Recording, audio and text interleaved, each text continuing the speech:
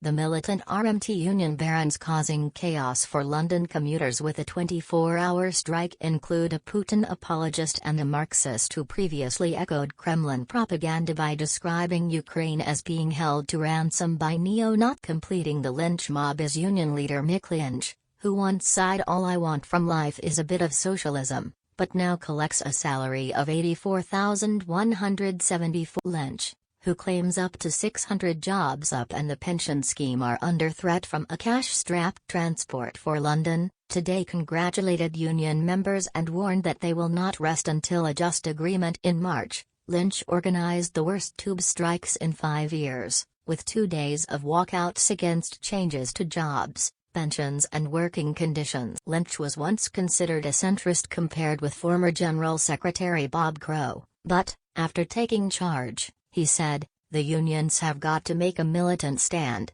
and use the strike weapon wherever it's." He left school at 16 and trained as an electrician but was blacklisted due to union activity, so joined. Another high-ranking member of the RMT union is its senior assistant general secretary, Eddie Dempsey, a Putin. He is on a package worth £108,549. Consisting of a £78,282 gross salary, employers' NI contributions of £9,978 and pension contributions of £20,289. Dempsey shared glowing praise for Luhansk rebel Alexei Mogovoy in an obituary following his death in 2015, and even visited the Donbas region of Ukraine 7 years ago, where he posed for a picture with the pro-Russian separatist. Writing in far-right Russia Insider, Dempsey lavished praise on the charismatic Mogovoy, described the violent Luhansk separatists as communist volunteers,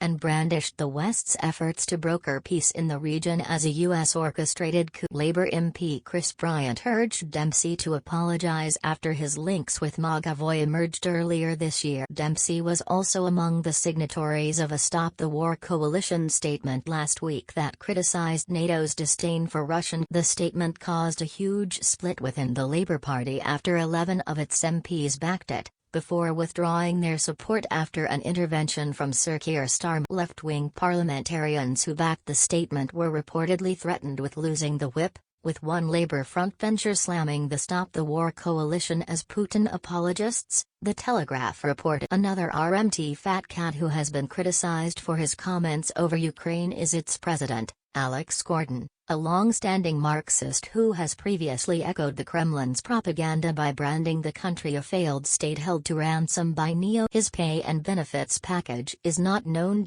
Following Moscow's invasion of Crimea, the militant former train driver protested outside Ukraine's embassy in London in 2015 while wearing the black and orange ribbon of St. George, a symbol of Russian military. Gordon presides over the RMT's ruling National Executive Committee. But he is also a major figure in the Communist Party of Britain, sitting on both its executive and political. The 55-year-old is also chairman of the Marx Memorial Library in North London, where communist dictator Vladimir Lenin worked during his exile from Russia. The RMT has previously said, the union has a clear policy of opposing the war in Ukraine and has called for the immediate withdrawal of Russian troops. On the issue of bosses' pay, the RMT said, the pay and benefits of RMT officials are decided on through our democratic structures and are ratified at the union's annual general meeting in a wholly open and transparent process that every member has a right to comment. The employer's national insurance contributions should not be confused with earnings, and the pension contributions are defined by the union's pension scheme, which all staff members